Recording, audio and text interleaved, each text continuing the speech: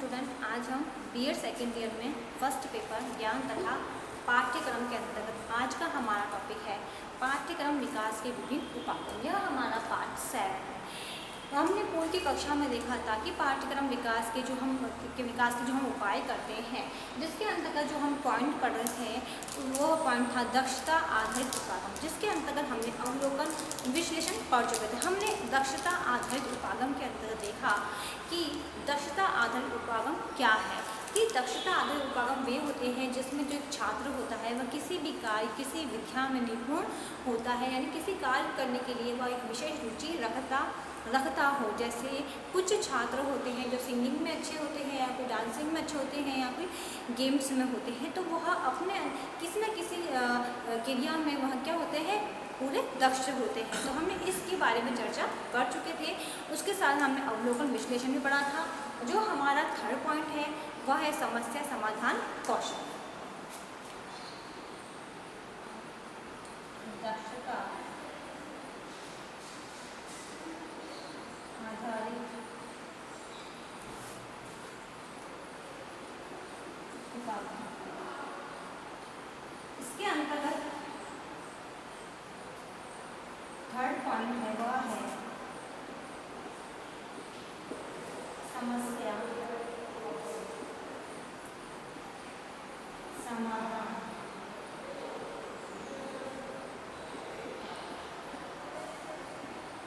कौशल। समस्या समाधान कौशल, इसके अंतर्गत हम देखते हैं कि समस्या समाधान कौशल के अंतर्गत इन कौशलों का जो विकास होता है वह छात्रों में अनिवार्य रूप से होना चाहिए, क्योंकि हमें छात्रों को कोई भी समस्या उनके सामने पेश करनी चाहिए जिससे वह उस समस्या का हल को खोज सके।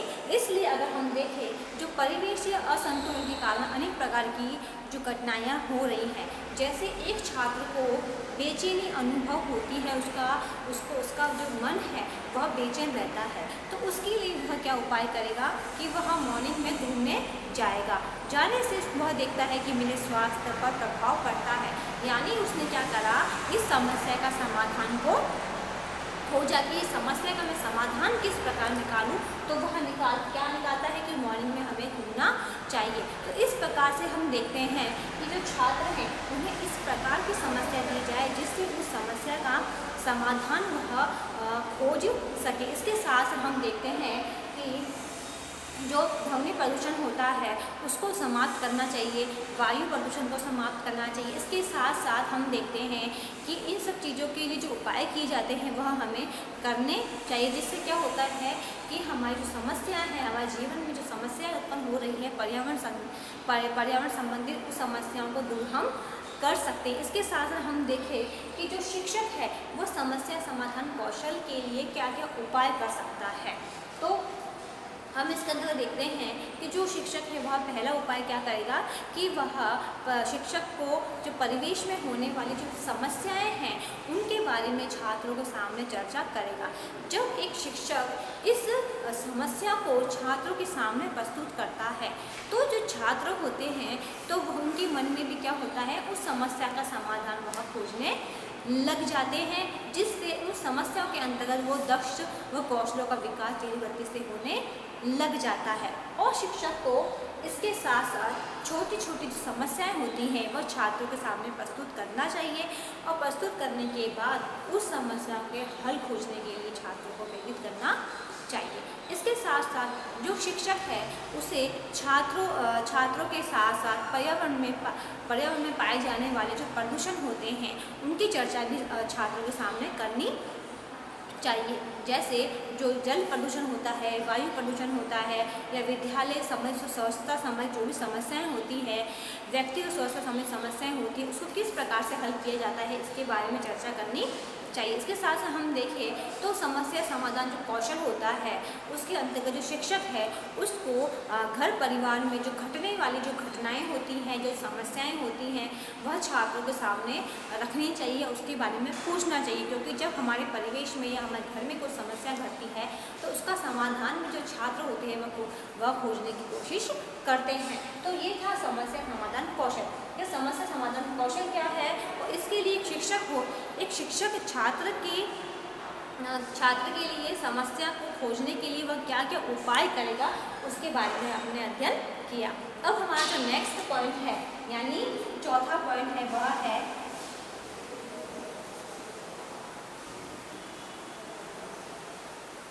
खोजबीन कौशल। खोजबीन कौशल। अब खोजबीन कौशल में क्या होता है कि इसके अंतर्गत जो छात्र होते हैं उनमें जो अन्वेषण होती है या खोजबीन का जो कौशल होता है वह अनिवार्य रूप से होना चाहिए। जो छात्र है उन्हें अपनी समस्या को खोजने का कौशल इसके अंतर्गत होता है। जैसे हम देखते हैं कि पर्यावरण के संदर्भ में अगर हम विचार करें तो मानव जीवन के अंतर्गत अनेक समस्याएं होती हैं, जिसके लिए छात्रों में जो अन्वेषण की जो प्रवृत्ति है वह होनी चाहिए, जिससे वह उस समस्या को खोजबीन कर सके। बालक अपनी इस खोजबीन की आदत के कारण क्या करता है, स्वयं की समस्याओं का समाधान खोज लेते हैं। तो खोजबीन कौशल में छात्र क्या करेगा, स्वयं के साथ होने वाली जो समस्या है उसको खोजने का वह प्रयास करता है। इस प्रकार की जो प्रवृत्ति होती है उसके लिए शिक्षक को क्या प्रयास करने चाहिए। तो अब जैसे हमने पढ़ा था कि समस्या समाधान में जो शिक्षक है वह उसके उपाय करेगा, तो खोजबीन कौशल में भी जो शिक्षक है वो क्या करेगा, इसके लिए क्या क्या प्रयास कर सकता है, जिससे जो छात्र है उनमें जो अन्वेषण की जो प्रवृत्ति है उनका विकास किस प्रकार हो, तो उसके लिए जो प्रयास करता है वो करना जरूरी छात्र के लिए होता है। सबसे पहले हम देखें जो खोजबीन कौशल है उसके लिए पहला प्रयास क्या किया जाएगा कि छात्रों को विभिन्न प्रकार के जो परिवेश अध्ययन संबंधी जो भी तथ्य होते हैं उनके बारे में जो नवीन तथ्य की खोज के लिए प्रेरित करना चाहिए, जिससे जो छात्र है नवीन तथ्यों की जानकारी प्राप्त कर सके। फॉर एग्जाम्पल, जल में खारापन क्यों होता है, तो हम जो छात्र हैं तो वह सामान्य उत्तर, जब हमने छात्रों के सामने यह क्वेश्चन रखा कि जल में खारापन क्यों होता है, तो छात्र क्या करता है अपनी जो बुद्धि को लगाकर यानी अपने बुद्धि से वह कहता है कि जल में खारापन क्यों होता है, नमक के कारण होता है। तो हमें तुरंत वह उत्तर मिलता है। तो इस प्रकार के जो अन्य पदार्थ है उनकी खोज किस प्रकार हुई है, नमक के कारण पानी क्यों खारा होता है, इस प्रकार की जो समस्या है उसको वह खोजने का प्रयास करता है। इसके साथ साथ जो शिक्षक है वह भी पर्यावरण में जो पर्यावरण अध्ययन में होने वाले जो अनुसंधान होते हैं या हम कहें जो खोजें होती हैं उनसे छात्रों को अवगत करवाना चाहिए। और वह बहुत ज़रूरी भी होता है, क्योंकि छात्रों को जब हम अनुसंधान करवाते हैं या नई खोजें करवाते हैं तो वह उन्हें पता होती है, तो उन्हें अधिक जानकारी प्राप्त होती है।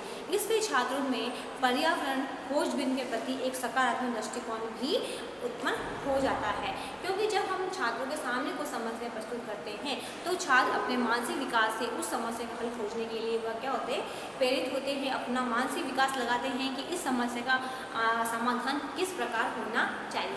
इसके साथ साथ हम देखें तो खोजबीन की प्रक्रिया में छात्रों को शिक्षक द्वारा उचित पृष्ठ पोषण भी मिलना चाहिए, क्योंकि जब भी कोई छात्र उस समस्या का समाधान खोज रहा है, अगर उसे हम अच्छा सा फीडबैक देते हैं तो छात्र को सकारात्मक दृष्टिकोण उत्पन्न होता है, क्योंकि हमें हर कार्य के प्रति छात्रों को अच्छा सा फीडबैक देना चाहिए, जिससे जो खोजबीन की प्रवृत्ति है या प्रक्रिया है उसके प्रति छात्रों को क्या होती है, रुचि उत्पन्न होती है और छात्र अधिक से अधिक जो समस्याएं हैं उसको खोजने का प्रयास करता है।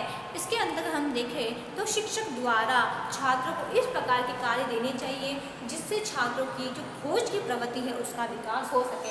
तो हम किस प्रकार के क्वेश्चन छात्रों को देंगे कि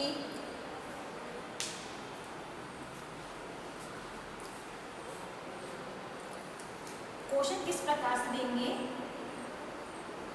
कि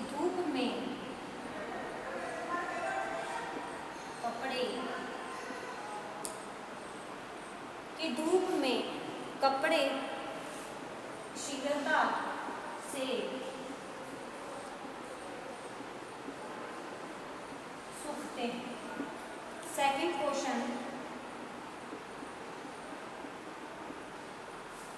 तालाब में सुबह धुआं उठता है। तो इस प्रकार के जो क्वेश्चन होते हैं वह हम छात्रों के सामने प्रस्तुत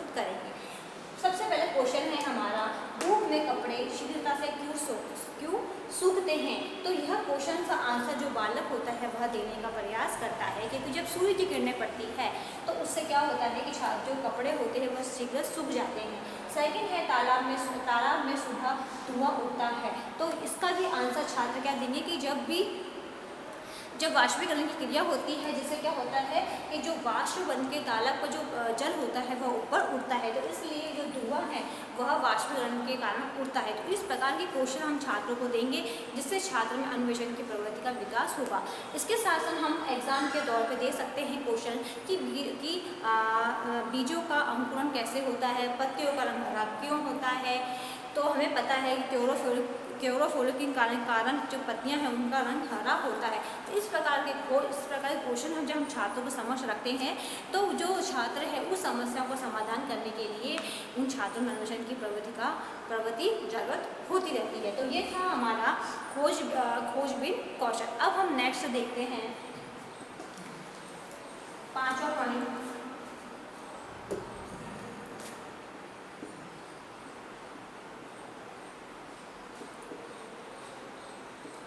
आंकड़ों का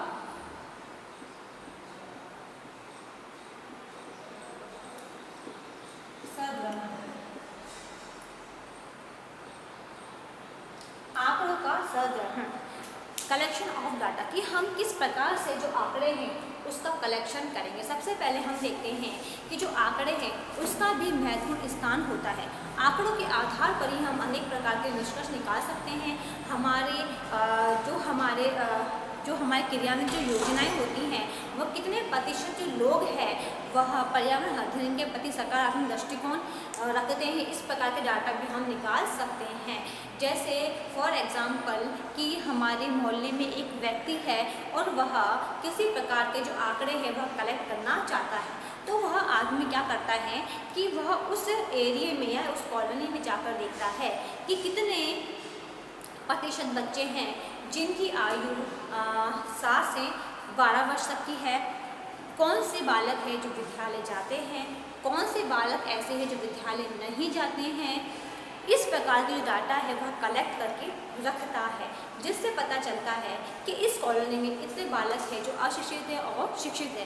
तो हम इस प्रकार से जो डाटा है वो निकाल सकते हैं। जैसे गवर्नमेंट होती है वह निकालती है कि हमारे देश में कितनी निधनता है, कितनी गरीबी है, कितनी जनसंख्या बढ़ रही है। तो इसके माध्यम से हम क्या करते हैं, जो डाटा है उसको कलेक्शन करते हैं और डाटा के कलेक्शन से हमें पता चलता है कि कितने प्रतिशत जो व्यक्ति जनसंख्या में वृद्धि हो रही है या जनसंख्या घट रही है, या कितने शिक्षित है व्यक्ति या कितने बेरोजगार हैं। तो वह हमें सिर्फ एक डाटा के माध्यम से पता चल जाता है। इस प्रकार हम बाल विवाह होते हैं, जैसे दहेज प्रथा है, इस प्रकार का एवरेज हम इसके माध्यम से हम निकाल सकते हैं, जिसके प्रति जो सामाजिक जागरूकता है वह उत्पन्न होती है, इन योजनाओं का निर्माण किया जाता है।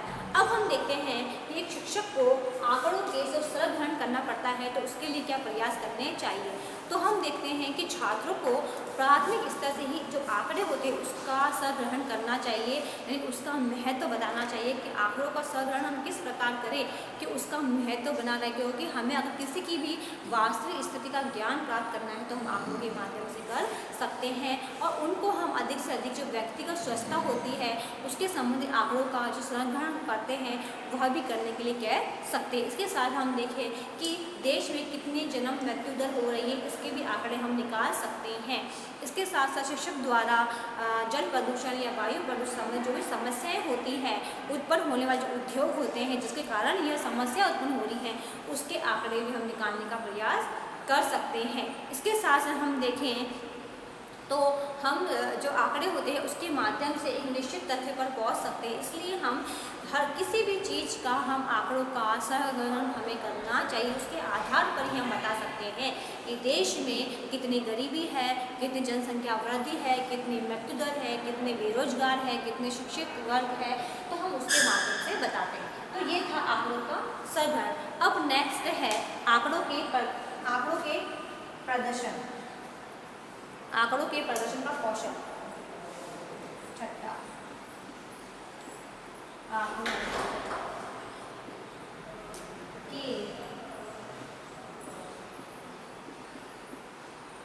प्रदर्शन का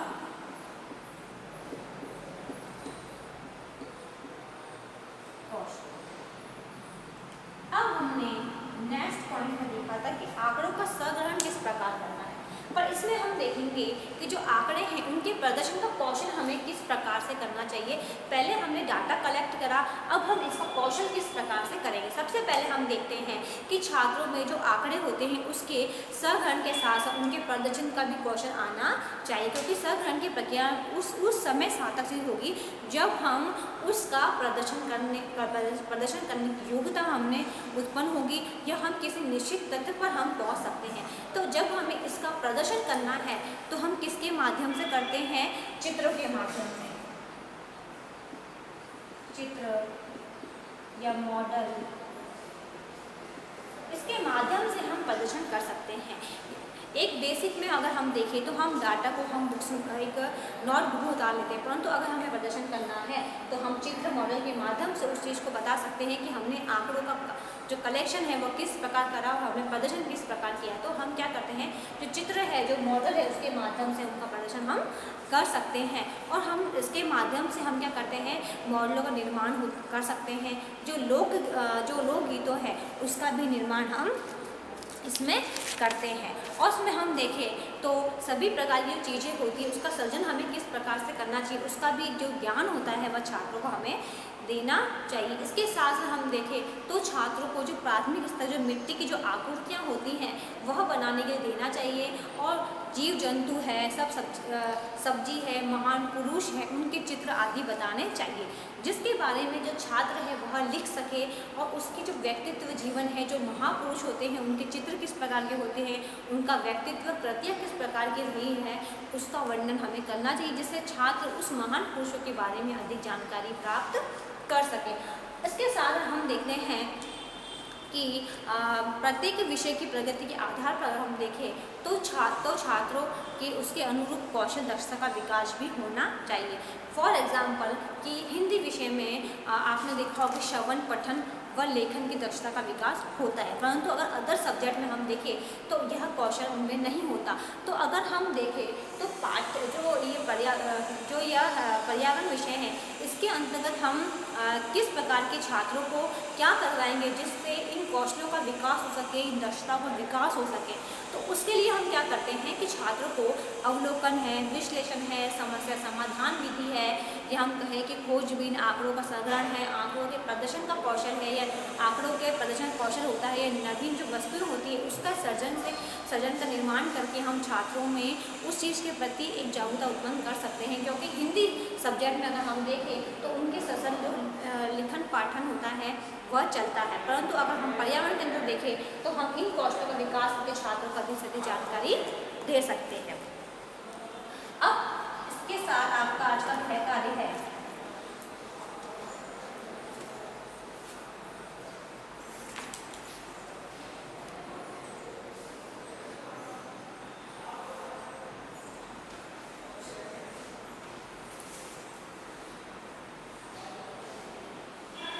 दक्षता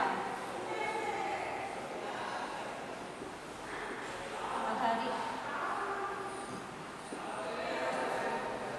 उपागम